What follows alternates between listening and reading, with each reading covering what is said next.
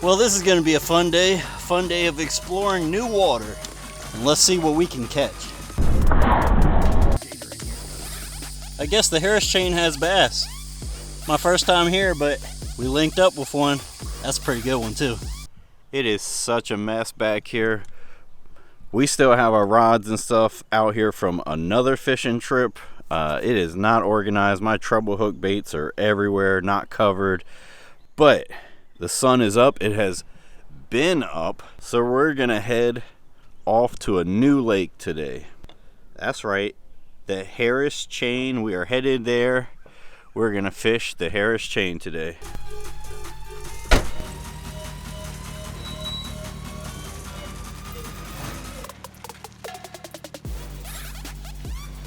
All right, so we're on our way to the Harris Chain. I've actually never fished any lake on the Harris Chain, but I've definitely never fished the lake we're headed to today. So this is a new lake for us. I've never been on it on a boat, on a canoe, on a kayak, on anything. And we're gonna be fishing off our kayak today.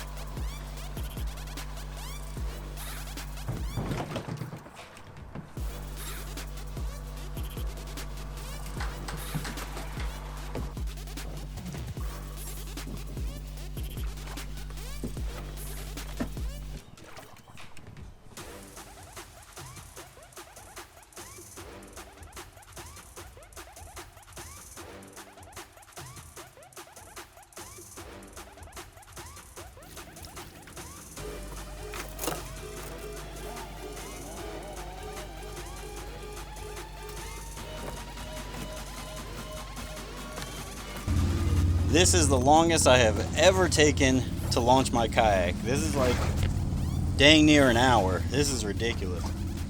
Like 1,000 things have gone wrong. But we keep adjusting and we're now getting on the water.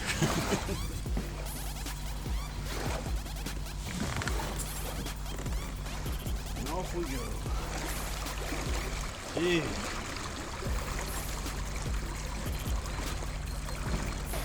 Alright, switching it up to a flat-sided square bill. I think that chartreuse yellow, a little bit of white belly, dark top.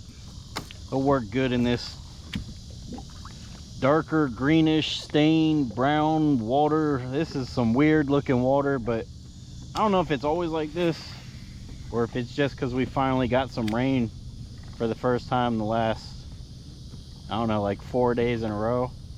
That we've had some mud wash in here and maybe mix things up a bit, but this is definitely a weird looking water. And I always was under the impression that you know, the Harris Chain was more of a June bug color kind of water, and this ain't June bug. This is disgusting. Looks like goose poop water.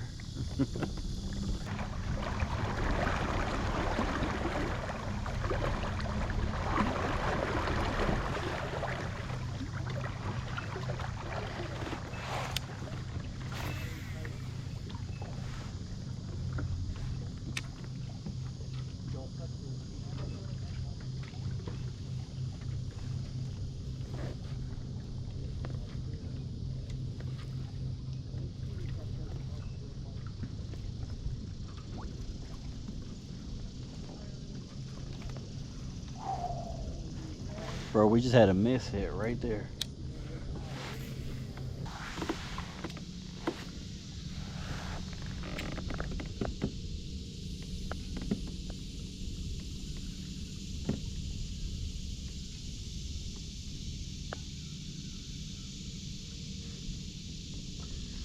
Oh, got one right here.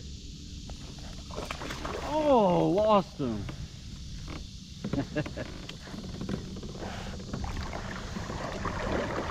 So we found the juice right here.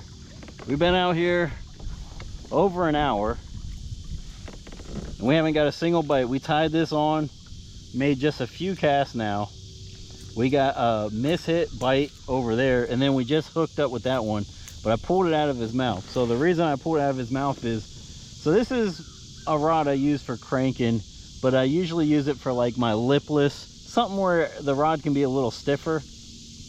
My rod that's has a lot more bend to it, I just broke the tip on it, so I don't have that rod with me. So I'm forcing myself to use this one and trying not to pull into those fish, kind of letting them have the bait so that I don't lose them. But so far I had a mishit, which I might have pulled it out of his mouth. It might have been too stiff, and then that right there, I clearly didn't have him good enough because he came off. But we saw him. He wasn't a huge bass. Decent little, maybe 2 pounds, maybe 2 pounds, or maybe even a little bit more than 2 pounds, but not big, not big. And so we've had 2 bites though on this bad boy, so we definitely got the right bait.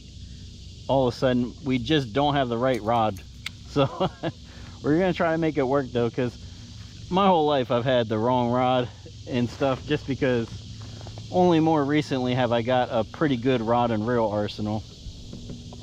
And so I just have to make sure I don't set the hook, I don't sweep into those fish, I don't reel into those fish. When I feel that bite, just kind of let them have it for a full 3 seconds. Right now I let them have it for a whole second before I started to reel into them and pull on them a little bit. That apparently wasn't good enough. I got to give them a whole 3 seconds. That's what I'm about to do from here on out. But we found something where we can get bit, so that's good.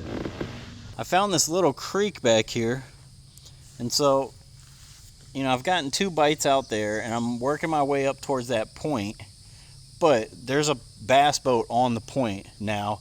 I'm still ways away from that point, so by the time I get there he might be gone, or he might just be fishing that all day. You never know. So I'm tempted to keep exploring back here, and I think I should, but we have a tree blocking us. I'm gonna have to lift the trolling motor and paddle, and it might be a pain. But you know what? I think we need to explore this water because, you know, the Harris chain is heavily pressured. There's only so much water that is only fishable for a kayak. So maybe we need to take advantage of this. Plus, if the, you know, bluegill are still spawning, or, you know, those bass, they could be back here for a number of reasons, really. So I think that's what we should do. We should explore back here. And yeah, let's get to it. Let's do some exploring. Yeah. This may be a kayak, but it's not like other kayaks. We are still very limited. And so right now we're stuck up on this branch, this tree, but it looks like we're gonna get over it.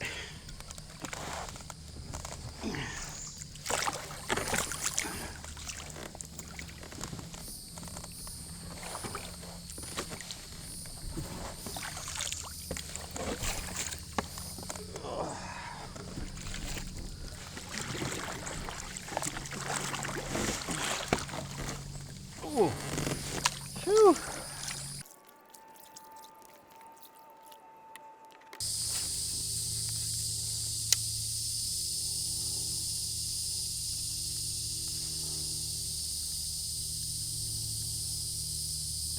Oh, he missed it. No, he didn't. He's got it. He's got it. Bro, what is that a gator? No, it's a bass. That's a good one. Oh, that's a good one. Oh my goodness. I thought it was a gator. Oh. Jeez. God. Good job, Steven. Get your net stuck. Whew. We need one at least 21 inches for the tournament. This one is going to be close. 20 and a quarter. 20 inches and a quarter. Hopefully the camera can see, but that's a good bass right there.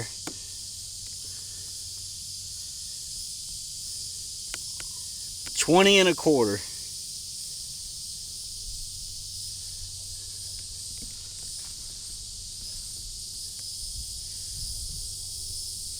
All right, we need to catch a bigger one though.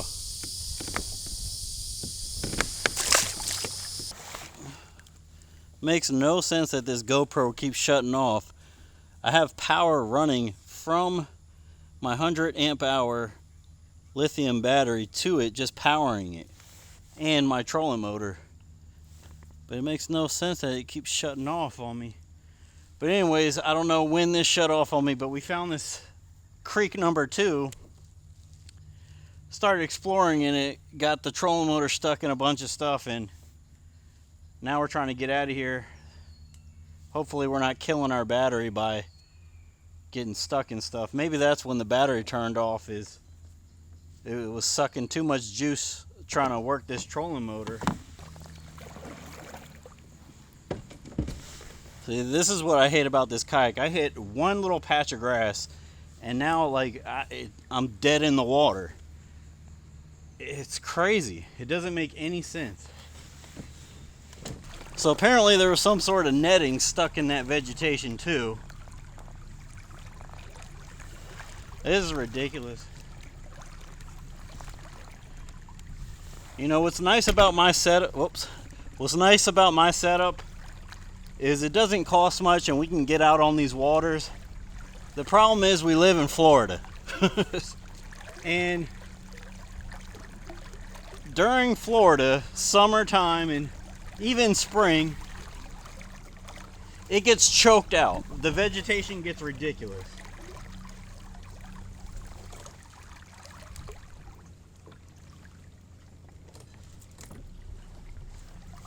So much so that, you know, we can't even really fish. And like a lot of bodies of water in Florida will start getting choked out in April and go all the way sometimes into October. So you do the math, April, May, June, July, August, September, October, it's 7 out of 12 months. That's like, you know, it's ridiculous. Now that's why a lot of people will use the Hobies down here with those flippers and they'll pedal. And, you know, that's great and all if you got $5-6 grand to spare on a kayak, but I don't. And so it's just rough, man. It's rough trying to fish like this. You're definitely at a disadvantage to others that have, you know, a better setup. There's no doubt about it in my mind.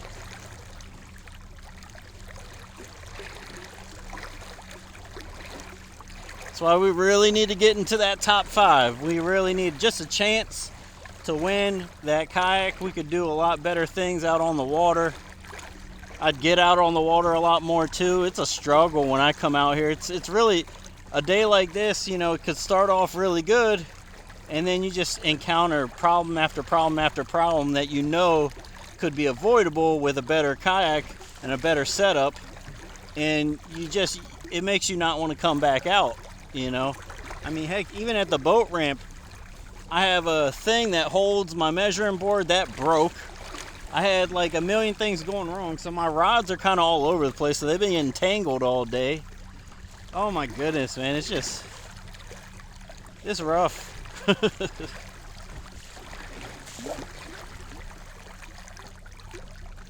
I don't understand how there's those people that come out, fish all day with a big smile on their face and never catch anything. I don't get it. I mean, I understand you're enjoying yourself, you're enjoying the water, you're enjoying the experience, and I do need to do that more, but I'm trying to be competitive and I'm trying to make content where I do catch fish, you know, so it gets tough. It gets tough when you don't have the right stuff, but we're gonna have the right stuff. It's just a matter of time, so stick with the real journey.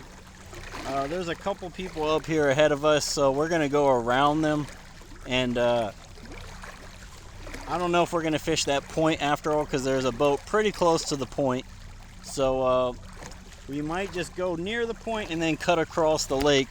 We'll just play it by ear and get over there and see what's what. I've had about 4 or 5 lily pads just completely move, like something was gonna get it, but it never went and got it. And I thought it was bass, but then I saw one of them, and it was a big old black catfish. So I mean, It might be cool to catch a catfish, but that's definitely not what we want to catch. Now, I don't know if all of the times the lily pads move were the catfish, but that one was. And so we're going to keep fishing the rest of this. There's not much lily pads left. Hopefully there's some bass in here though. I would think there would be, but who knows.